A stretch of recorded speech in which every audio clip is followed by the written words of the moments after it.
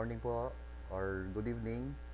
Pag dinownload po yung SF5, Report on Promotion, Learning Progress and Achievement, meron po kayo makikitang enable editing doon sa taas. To be safe, click enable editing. Ayan.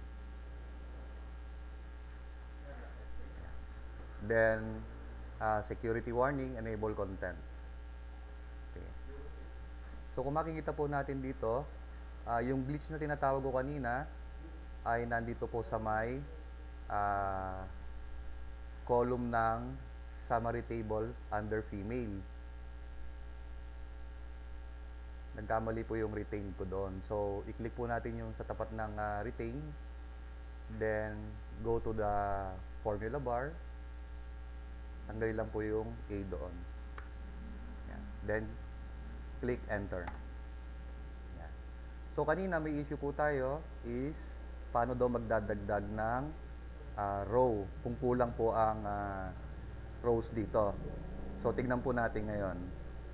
Numberan ko lang po muna rito para makita nyo kung paano siya na-insert. Yan.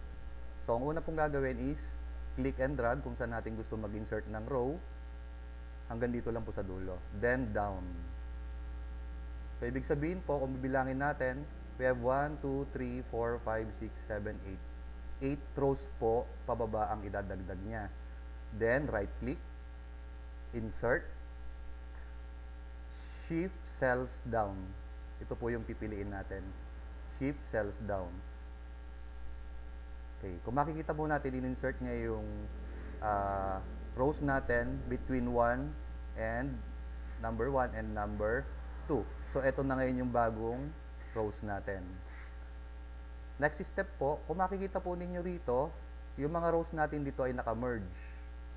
So, kailangan po nating i-merge lahat ng mga rows natin. Okay. Or yung cells natin. So, start po tayo dito kasi hindi po naka-merge ito. So, click, then, dito sa may taas, merge. Yun. Then, merge. Merge. So, continuous nyo pong gagawin yan. Then, under column po ng G&H, ay naka-merge din dapat under promotion. Promoted, retained, or yung conditional. So, click and drag lang po ulit. Merge. Merge. Yan.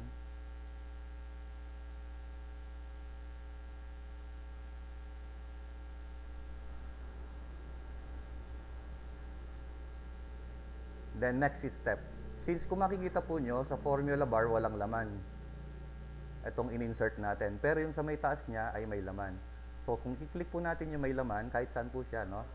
Then, lakihan ko lang ng konti. Dito po sa may gilid niya, may box na maliit doon, ano? So, itapat lang po natin yung mouse natin doon. Kung makikita nyo, plus sign siya. So, pag plus sign na siya, pwede na po siyang i-click and drag. Click and drag po natin hanggang sa baba. Okay. So, kung makikita natin, yung in-insert natin ngayong cells or rows ay may laman na.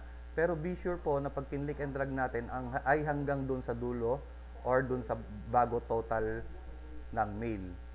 Okay. So, i-click and drag natin. Down. So, hanggang dito lang siya dapat. Huwag na natin kukuhanin itong isa. So, hanggang dyan lang.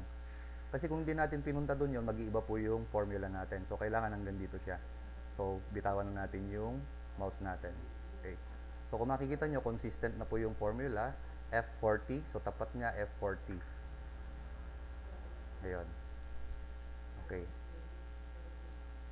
Ganon din po dito sa iba. So, hindi po maapektuhan ngayon yung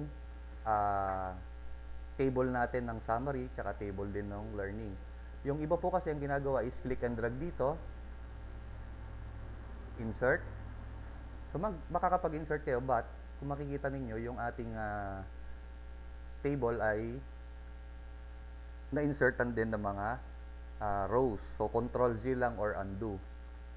So, yun po. So, kahit na gaano karami yung ilagay natin dito, kung makikita nyo rin, hindi rin nagbabago yung count natin. We have 3 and 1 sa mail. Ayan. Yun lang po. Thank you for using the SF5 po na ginawa ko. close.